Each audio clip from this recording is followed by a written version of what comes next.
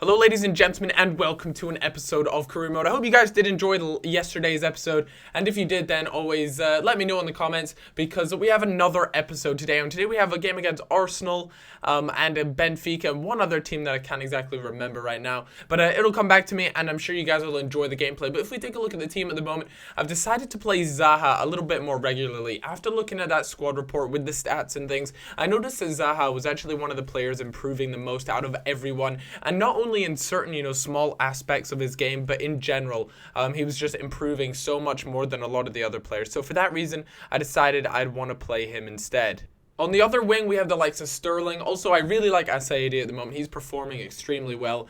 His right foot and his left foot is just immense. You can also take a look. Santi Cazorla as well as Vermaelen are both injured and they're out of it. So that really made this game just a little bit easier than it really should have been for me, because those are really two important players that are part of the Arsenal team, But there was a very nice played ball through to Gervinho. But Gervinho kind of just goes around in a little circle, but he does a great job, actually. A little bit better than he does in real life, but he did a good job of holding onto the ball and played a beautiful chip through ball through to the striker, but unfortunately there was no goal at the end of it. Aubameyang there uses his dirty pace and abuse to feed Sturridge, and Sturridge buries that. I mean, those are just the sort of disgusting goals that you don't like to score online, but offline the computer has no feelings, therefore every sweat and tramp goal is a best goal going. Anyways, he curls another ball in, and unfortunately one thing that I have noticed we haven't been scoring a lot of is in fact headers. Despite Sturridge and Aubameyang actually not being that short of strikers, they do feel as though their heading is really quite weak. I have to admit though, neither of the strikers really specialize in that sort of area. Our sort of ninja kicks come flying across, some Bruce Lee shit going up on this episode. But yeah, so Arsenal were playing well. They were getting shots on, they were getting some chances and things, but they just weren't scoring, and that seemed to be their big problem. When I got my chance, I took it, and that was pretty much the difference between the two teams at the moment. And I almost felt as though Arsenal were kind of the better squad, but there Sturridge using his dirty, filthy pace as he powers it past the keeper there to make it 2-0 in the 51st minute. And I was feeling really good after that, some really nice 1-2 passing going on. Coutinho, who I know is fantastic at getting into positions, fantastic at passing and moving, dribbling, everything else pretty much besides putting it into the back of the net. And I kind of a little bit disappointed with that, but I remember if you guys watched the last episode, you guys will know that according to his stats, his finishing is only something like 67 or just something really poor like that. So now I know, never ever try and score with Coutinho, not at the moment anyways. Hopefully he'll improve and become a little bit of a better player as time goes on. But 2-0 up, the keeper, a few highlights ago, made a cracking double save back to back. He did a great job of making sure that it wasn't made 3-0, but Podolski goes down the other end and scores in the 81st minute, making it 2-1. And from then I was actually a little bit nervous. They started to get some shots off, as you can see from there. Again, I was getting a little bit antsy, but things were looking good. They brought on Giroud as well, just made things a whole lot more worrying. The most amazing save from Ulreich there that pretty much guarantees me all three points. If you guys want to go back and take a look at that, he just drops down like he's on some sort of dance floor, just drops down and saves that, which was so impressive. Now guys, I know a lot of you guys are saying, Cal, all I ever see you do with Colombia is sim games, and that's pretty much all you would have seen. Actually, I don't think I've played one game with them, I think, and the reason for that is because there's actually been no real tournament or competition. As you guys can see,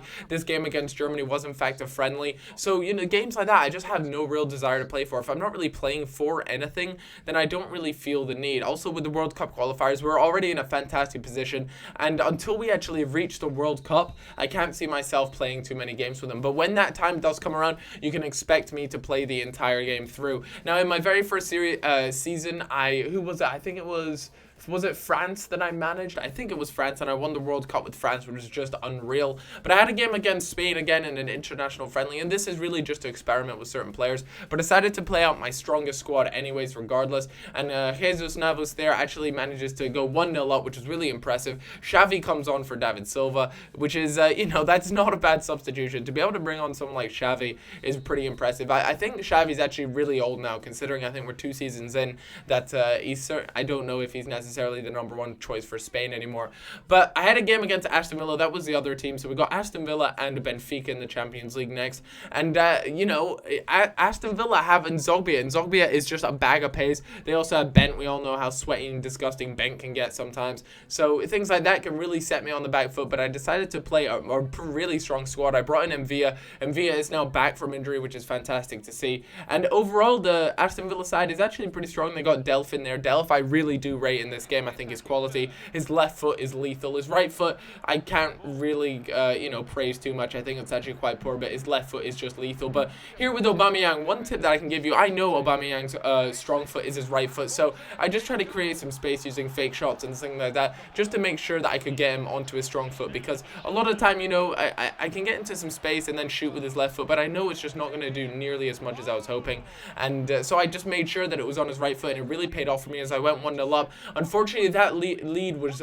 short-lived. Jeez, I can hardly speak today. I'm just looking too much forward to my Nando's. The Nando's. For Toby's birthday, we decided we'd go Nando's, and a beautiful ball played through to Aubameyang as he picks up his second goal of the game, and that was all because of a beautiful ball played through. I'm not entirely sure who it was that played the ball, but it was just magnificent regardless, and it made for a really simple goal from Aubameyang. Praise to Aubameyang there though for actually taking a good first touch and not fucking it up like a lot of the times. But unfortunately, Aston Villa, every time I seem to get a lead, they seem to shut it right down, as Holman there picks up an equalizer to make it 2-2.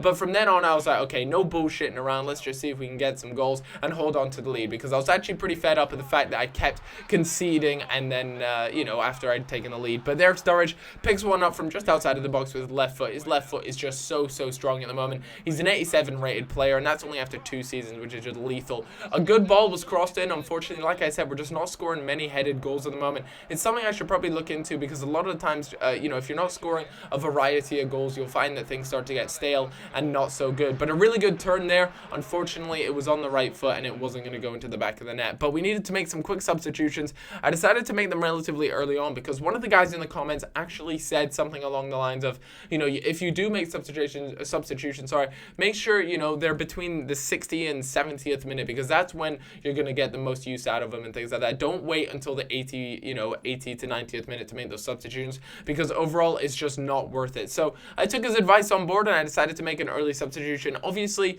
this will, I'll hope to do this a little bit more, because I did actually notice a little bit of a difference, and I decided to use up all 3 of my substitutions. Players like Wisdom and stuff, I really do need to bring on to make sure they develop nicely.